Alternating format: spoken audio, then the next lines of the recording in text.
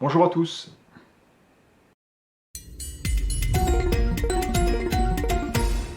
La plus grande partie de notre atmosphère est composée de gaz dont la participation à l'effet de serre, même naturel, est quasi nulle, hein. Il s'agit de l'azote, donc du diazote, de l'oxygène, dioxygène et de l'argon, qui à eux trois représentent 99,9% de la composition de l'atmosphère terrestre. Alors s'intéresser à l'effet de serre, c'est donc s'intéresser à des gaz beaucoup plus rares que l'on mesure en millionièmes, donc en parties par million, dans l'atmosphère de notre planète. En premier lieu, le dioxyde de carbone, le CO2, qui représente les 2 tiers de l'effet de serre et qui est le quatrième gaz le plus fréquent dans l'atmosphère terrestre. En second lieu, le méthane, qui représente 17% de l'effet de serre dans notre atmosphère et qui est pourtant beaucoup plus rare que le CO2. L'explication venant du fait qu'il a un pouvoir de réchauffement global 25 fois supérieur donc au dioxyde de carbone. Puis le protoxyde d'azote, qui est encore plus rare que le méthane, hein, mais qui a un pouvoir de réchauffement global qui est plus de 300 fois celui du CO2. Un petit mot aussi pour l'ozone, hein, qui est un gaz qui est un polluant secondaire, qui est issu de la dégradation photochimique des gaz de combustion et qui participe lui aussi au réchauffement climatique.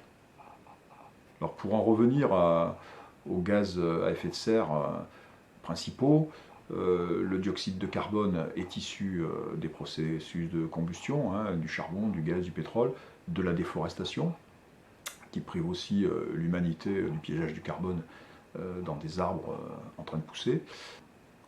Au méthane aussi, qui lui est produit par la fermentation de matières organiques, hein, notamment les biogaz, et aussi au protoxyde d'azote, qui est issu de l'agriculture et de l'industrie.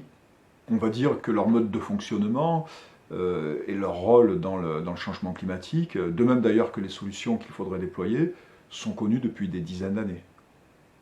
Ce qui est frappant, c'est que ce ne sont ni les diagnostics, ni les moyens pour régler les problèmes liés aux émissions de gaz à effet de serre qui faisaient défaut. On peut donc en conclure que c'est au niveau de la gouvernance et de la prise de décision que nous avons collectivement failli. Bon, on sait bien que les priorités des sociétés humaines ont été économiques, maintenir le consumérisme, faciliter l'enrichissement des plus riches, et que, évidemment, lorsqu'il y a eu des arbitrages à opérer, ils n'ont pas été effectués comme il aurait fallu pour éviter que nous en soyons au point où nous nous trouvons. Bon, on sait désormais qu'il faudra des décennies pour revenir à l'équilibre climatique.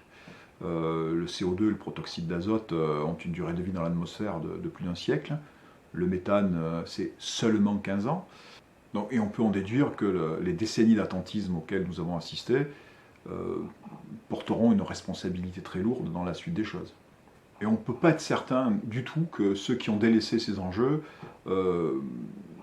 mettront tout ce qu'il faut en œuvre pour intervenir dans les délais appropriés. On pourrait facilement en conclure que c'est à la société civile de se mobiliser et d'exiger que des solutions soient engagées pour des phénomènes qui vont impacter le plus grand nombre, en profondeur et sur la durée.